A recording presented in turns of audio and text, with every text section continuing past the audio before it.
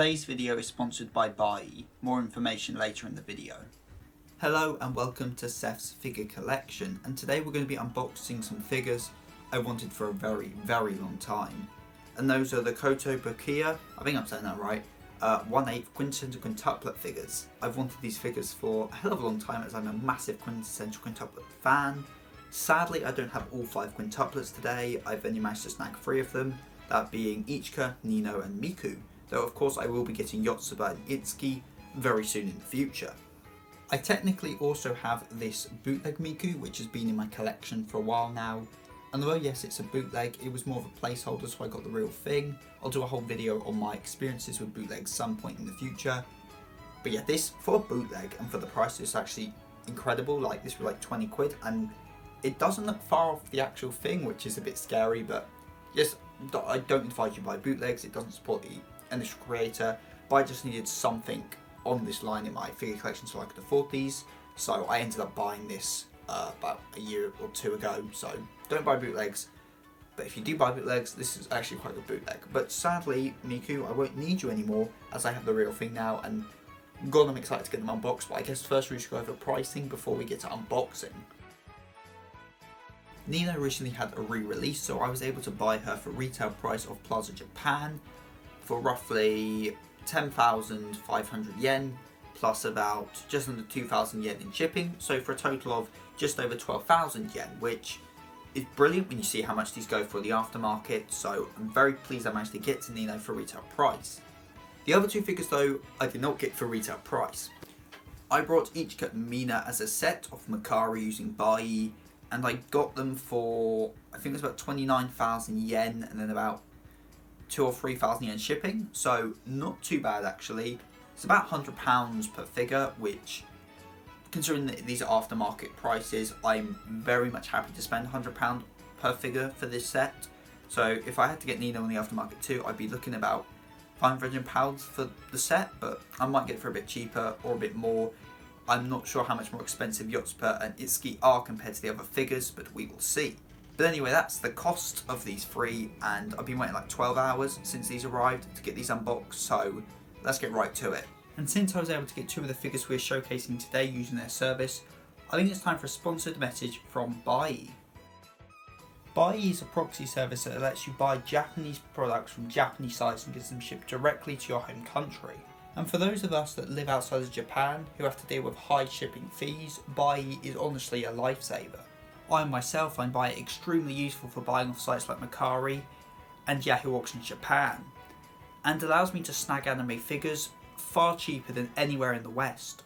Not to mention their package consolidation service allows you to ship multiple packages to your house as easy and cheaply as can be. I personally love Bai, and it's thanks to their service that we're able to review 2 of these figures today. So I highly recommend you check out Bai using the link in the description, and once again Bai, thank you for sponsoring this video. Okay, so Ichika is unboxed. I'm going to unbox them one at a time just for my excitement levels, but oh my lord. I know I say amazing a lot in these videos, and I'm probably going to say beautiful a lot in this video as well.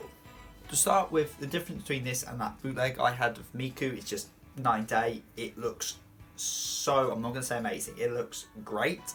Just the shine on the shoes, for example, I'll get it good in B-roll, just looks amazing. There I go, I say it. And the sculpt is just great. It really captures, it really captures Ichika. There's an alternate faceplate that I think I prefer. It's like a blushing kind of face, so that might be what I display her on. In the B-roll, I'll be showing you both faceplates, don't worry, and I'll be giving you a good look. Yeah, the sculpt looks amazing. I haven't seen any paint imperfections as of yet, which is pretty good.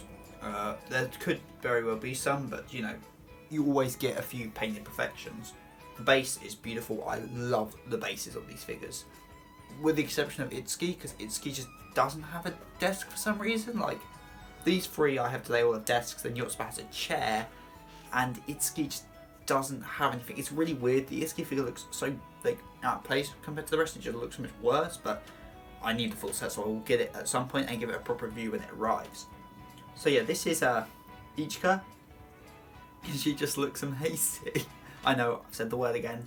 Yeah, so let's get Nino unboxed, because just looking at them in the boxes, I think Nino might be my favourite of the quintuplets. So let's get her open.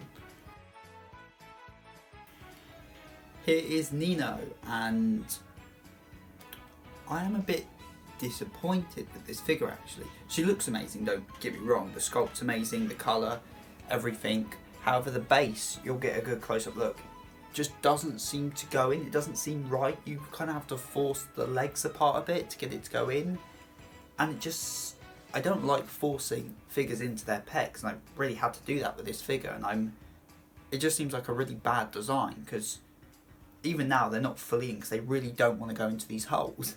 I've looked online, no one else seems to have an issue with it, so it might just be this product, this specific unit, but it's not very good. Also, there's a few paint imperfections. The shoe has a pretty major one,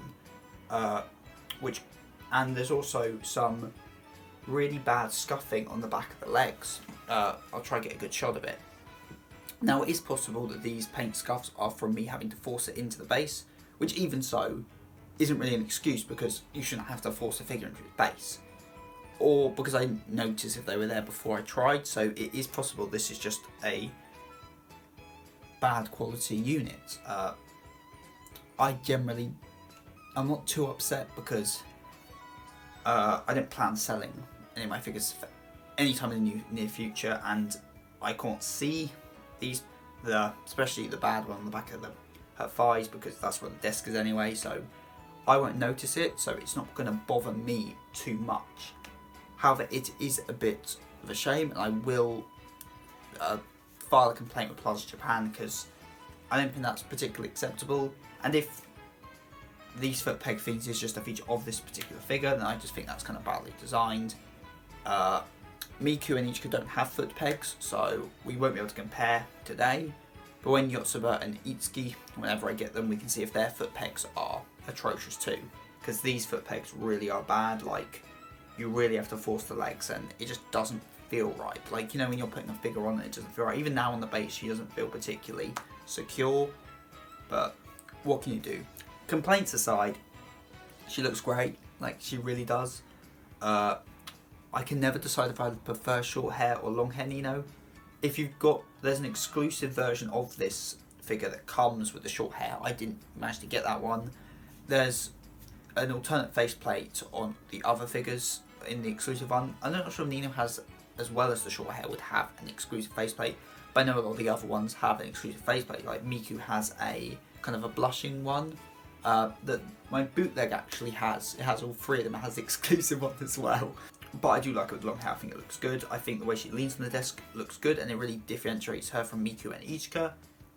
And overall, minus my complaints about the paint imperfections and the way the pegs just don't go into the figure, I really like her, and I hope she looked good with the others. So next up, we're going to open up Miku, and I guess I'm the least excited for Miku just because I've had this Miku bootleg all these years, but even so, I'm very excited to get Miku open, because I'm sure she will look amazing. Sorry about the dog barking. Let's get Miku open. Okay, here is Miku, and I know I just said I wasn't as excited for Miku, but looking at her now, the difference between this and the bootleg is when it comes to the detailing and the paint job and the quality, this is a step above, and it's what you'd expect at the price. It is beautiful. I will say I'm very surprised by just how good the bootleg actually is in terms of replicating this figure, because it's really good at it. But anyway, what can I say about this figure? She also has an alternate faceplate. She has like a smiling one, which is probably what I'll display her in, because I like this kind of expressionless, kind of not shocked but almost wow kind of face, but I like her smile a bit more. I love the way she rests on the desk. It just looks good. It adds a bit of elevation difference, because obviously Nino's standing up, Ichika's sitting on the desk, and she's like kind of curled up, so we get some height difference. The paint job is really nice. The blue on her uniform especially is really vibrant. Yeah, she just looks good. Her headphones especially look great, which is nice, because up there I have a pair myself. But yeah, I think she just looks great. Like, as I said, I have had a bootleg of this figure for so long that I kind of know it in and out. But just seeing the extra lovely details on this figure are brilliant. Well, I guess, as I mentioned, I talked about the faceplates and how to get them off. To get the faceplates off on these figures, you just take this face off, it just comes off, and then you just change out the faces. I'll have some B-roll showing how to do it in case any of you have these figures and want to know how to do it at home.